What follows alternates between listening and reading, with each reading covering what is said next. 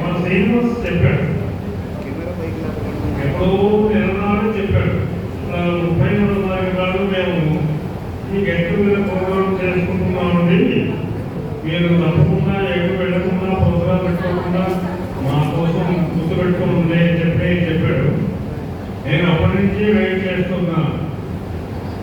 ఎందుకు ముఖ్యంగా అందరినీ చూడాలని ఇప్పుడు వెళ్తున్నట్టు చూస్తుంటే ముఖ్యంగా ఆడపిల్లలు చాలా నాకు సమస్యగా ఉంది. ఎందుకంటే మేము పెంచిన చిన్నపిల్లలు నాకు ఇప్పటికీ పిల్లలే ఆడలు చాలా మంది అమ్మలైనారు, అమ్మమ్మలైనారు, నాన్నలు ఆత్మలు చిన్నపిల్లలే ఇప్పటికి కూడా. మా రమ్మది చూస్తుంటే నాకు ఎంతో సంతోషంగా ఉంది.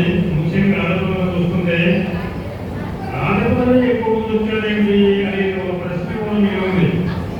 మగపిల్లల కంటే ఆడపిల్లలే ఎక్కువ మంది వచ్చారేంటి కార్యక్రమానికి అంటే స్త్రీలకు ముందు ఉన్నారు. స్త్రీ శక్తి ప్రధానంగా ఉంది కాబట్టి ఆడవాళ్ళకి కొంతమందిగా ఎవరు ఉన్నారు, ఎన్ని ఇబ్బందులు ఉన్నారు కూడా వచ్చి ఈ కార్యక్రమంలో పార్టిసిపేట్ చేశారు. చాలా సంతోషంగా ఉంది.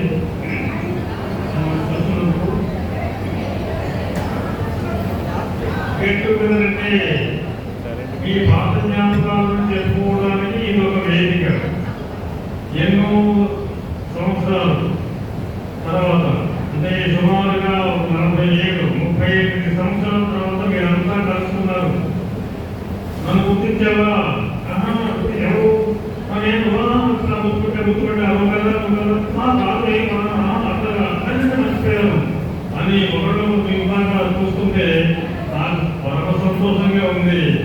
ఒకరినొకరు గుర్తించుకుంటూ ఆ గుర్తులో ఈ తీపి జ్ఞాపకాలను గుర్తు చేసుకుంటూ సంతోషపడుతూ మీరంతా పారదర్శకంలో మునిగిపోతే మేమంతా కూర్చొని చూస్తూ ఉన్నాం. చాలా సంతోషం ఉంది.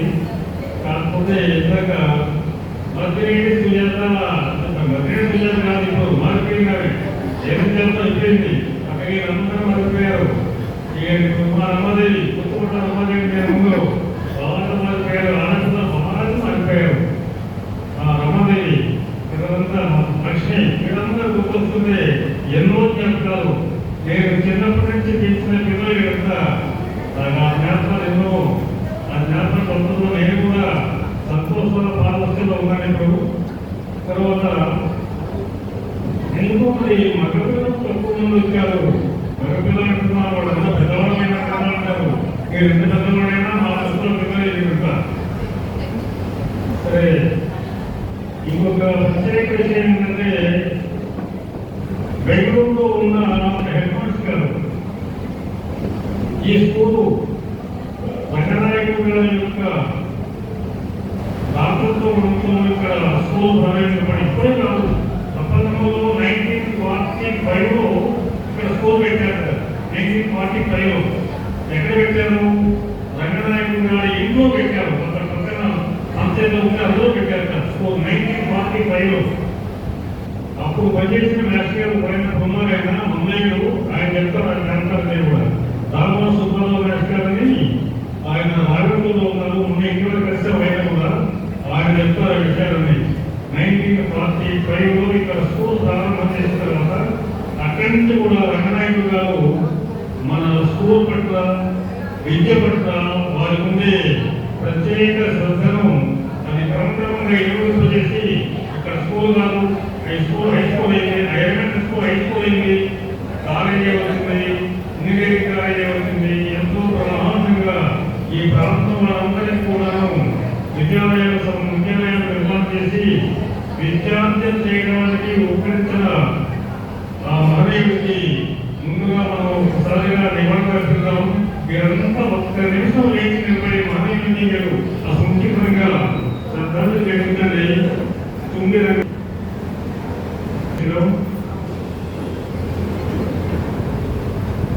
విద్య ఒక ప్రధానమైన శక్తి.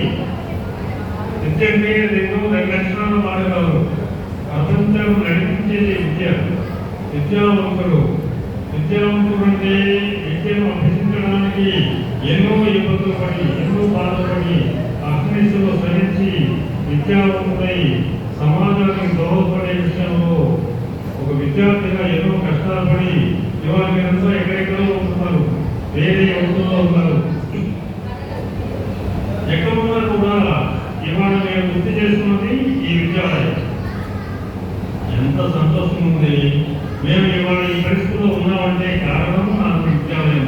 చదువుకుంటూ నేను చదువుకున్న హై స్కూల్ శ్రీ హనుమాయమ్మ హనుమంతరాయుడు జిల్లా పరిషత్ హై స్కూల్లో మేము చదువుకున్నాం అనే విషయాన్ని మీరు స్మరించుకుంటూ స్మరణ చేసుకుంటూ ఈరోజు ఇంతమంది ఇక్కడ మీరు గ్యాదరింగ్ ఇచ్చారు.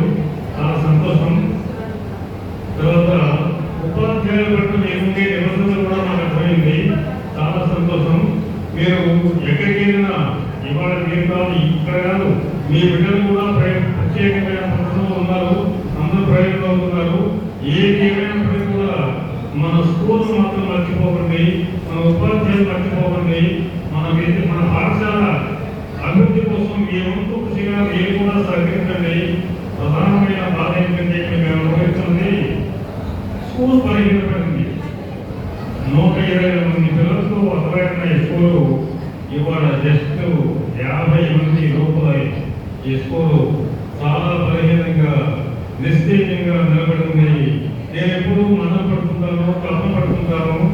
ఈ స్కూల్ని బాగుపడే విధానం ఎట్లా అనిపించని ఎందుకో మరి కార్పొరేట్ మోదలో పడి కార్పొరేట్ స్కూల్ కంటే ఒక స్టేటస్ సింబల్గా అనుకుంటూ చిన్న పిల్లల్ని సైతం పొద్దున్నే 5 లేకుండా 6 వాళ్ళని సిద్ధం చేసి యూనిఫామ్ వేసి టైర్ కట్టి బూట్లు వేసి నోట్లో టిఫిన్ కొట్టి బాక్స్లో కూడా అన్నం పెట్టి అది వేడి అన్నం పెడితే మధ్యాహ్నం వాళ్ళు 40 గంటల ఏదో అయిపోతుంది. తెలియదు వాళ్ళు తింటున్నారో తినలేదో తెలియదు.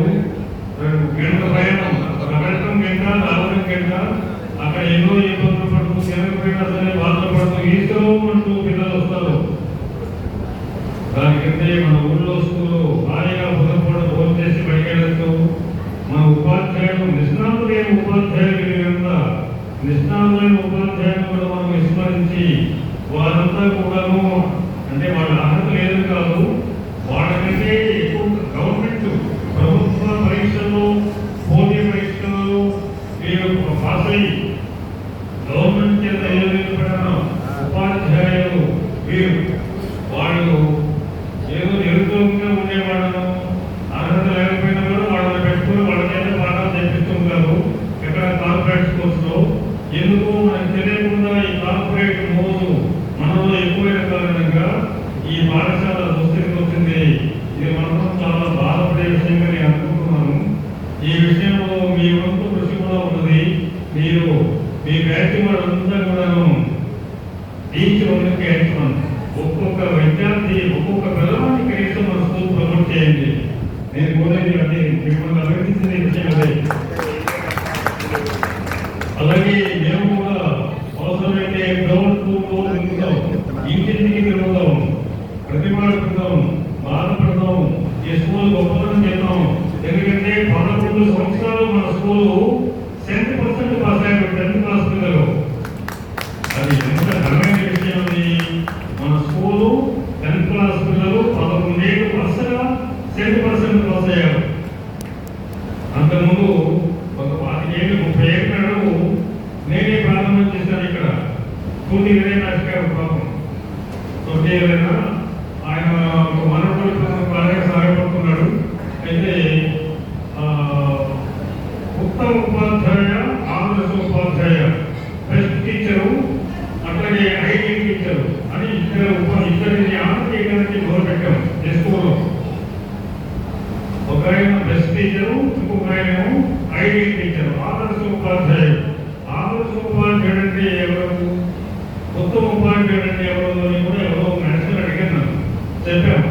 ఆదర్శ ఉపాధ్యాయుడు అంటే పిల్లలకు ఆదర్శంగా నడుచుకుంటూ వారి నడవడిక పిల్లలకు ఆదర్శప్రాయంగా ఉండే విధంగా వేళకు బడికి రావడం, వేళ ఎంతో వరకు బడిలో ఉండడం, ఫస్ట్ పిల్లలకు ముందే రావడం, లాస్ట్ పిల్లల ఇంటికి వెళ్ళడం, అట్లాంటి అట్లాంటి పవిత్రమైన పద్ధతిలో ఉపాధ్యాయులు ఉండడం, అట్లాగే విద్యార్థుల పట్ల ప్రత్యేకమైన శ్రద్ధతో విద్యా బోధన చేయడం, ఏదైనా బలహీనంగా ఉండే విద్యార్థిని స్పెషల్ అటెన్షన్ పే చేసి వాళ్ళు ఎందుకు బలహీనంగా ఉన్నారు, ఎక్కడ ఉంది అని ప్రత్యేకంగా వాళ్ళ మీద కేంద్రీకరించి విద్యా బోధన కలిపి వాళ్ళు కూడా పాస్ అయ్యే విధంగా కష్టపడిన ఉపాధ్యాయులు ఆ రోజుల్లో ఉన్నారు. అట్లాంటి ఉపాధ్యాయుడు ఆదర్శ ఉపాధ్యాయుడు, అతనికి ఎక్కువ మార్కులు సాధించిన ఉపాధ్యాయుడు బెస్ట్ టీచరు అని రెండు అవార్డ్స్ క్రియేట్ చేసి, ఒకటి నా పర్సనల్ గా ఇచ్చేవాడిని, ఒకటేమో పేరెంట్స్ చేయించేవాడిని. అట్లా మొదలుపెట్టిన నా ప్రయత్నం ఎందుకో భగవంతుని ఆశించడం వల్ల అది భగవంతుని కరుణా కటాక్షాల వల్ల అది ఫలించింది. ఆ తర్వాత 10th క్లాస్ బ్యాచ్లో మొత్తం పాస్ అయ్యారు. 10% రైట్, 10% పాస్ అయ్యారు. ఇక నెక్స్ట్ ఏంటి మన టార్గెట్ మండలం బస్సు కావాలనుంది. మండల బస్సు కూడా వచ్చింది. మండలంలో 4 మండలాల్లో బస్సు వస్తుంది. ఈ విధంగా తర్వాత మన పిల్లలు ఇక్కడి నుంచి ఫిబ్రవరిలో 7 పిల్లలు చదువుకుంటాయి. ఇవాళ చదువు అయిపోయింది. దాని పిల్లలు చదువు వేదిక అయిపోయింది. ఒక అమ్మాయి ముద్దు వచ్చింది. ముందు అమ్మాయి వాళ్ళ మేనపడరు, అమ్మాయి వాళ్ళ మేనపడ ఇద్దరు ఇక్కడ 10% ఇక్కడ స్కూల్ బస్సులు వచ్చారు. వాళ్ళిద్దరికి ఫిబ్రవరి సీట్స్ వస్తున్నాయి. ఒక అమ్మాయి జాబ్ చేస్తుంది, ఇంకో అమ్మాయి జాబ్ చేయబోతుంది. దగ్గరలో మూడో వస్తుంది. అది ఎంత కూడా మన స్కూల్ కనుక చాలా మంది కూడా ఇక్కడ చదువుకున్న పిల్లలు ఎక్కడెక్కడో వెళ్ళి పెద్ద పెద్ద ఉద్యోగాలు చేస్తున్నారంటే ఎంత సంతోషమో నాకు. అలాంటిది అట్లా ప్రారంభంగా వెళ్ళిపోతుంది. ఎక్కడికి కూడా చెప్పుకోము. ఎవరున్నా రాజకీయంటే మా స్కూల్ అండి, మాది సందెపూడి, ఒక చిన్న స్కూలు, మారుమూల గ్రామం మాది, ఒక కుగ్రామం అయినప్పటికీ కూడా మా స్కూల్లో 70% పాస్ అవుతున్నారు. మా ఉపాధ్యాయులు బ్రహ్మాండం చేస్తున్నారు. మా అదృష్టం కూడా ఇక్కడికి మంచి మంచి ఉపాధ్యాయులతో వచ్చేవాడు. ఇక్కడ మంచి ఉపాధ్యాయులు మాకు రావడం అది భగవంతుడు చేసిన ఆశిస్తున్నది. అందరూ బ్రహ్మాండంగా చెప్పేవాడు. పాఠాలు కాదు, డైవై 5 తరాలు కూడా పాఠాలు చెప్పేవాడు. ఆ శైక్షణిక నష్టంతో ప్రారంభమైంది అనుకుంది.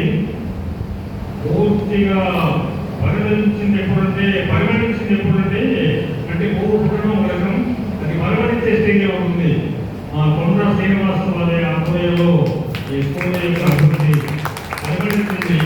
ఎంతో సంతోషపడ్డాము. కానీ దురదృష్టం, శ్రీనివాస్ ఇక్కడి నుంచి వెళ్ళిపోయినాడు. మళ్ళీ శ్రీనివాస్ రావాలి మా ఊరికి, మన ఊరికి రావాలి, మళ్ళీ హెడ్ మాస్టర్గా ఉండాలి ఇక్కడ, మళ్ళీ స్కూల్కి పూర్వవైపు తీసుకురావాలని మేమందరం అనుమతిస్తున్నాం, తప్పపడుతున్నాం. ఆ రోజు చక్కగా ఉండాలనుకుంటున్నాం. సరే, ఎక్కువసేపు మాట్లాడడానికి సమయం కాదు. మిమ్మల్ని చూసుకుంటే ఎన్నో చెప్పాలని, ఎన్నో మాట్లాడాలని అనిపిస్తుంది. సమయ భావం చాలా మంది ఉన్నారు కాబట్టి సెలవు తీసుకుంటాను. నమస్తే.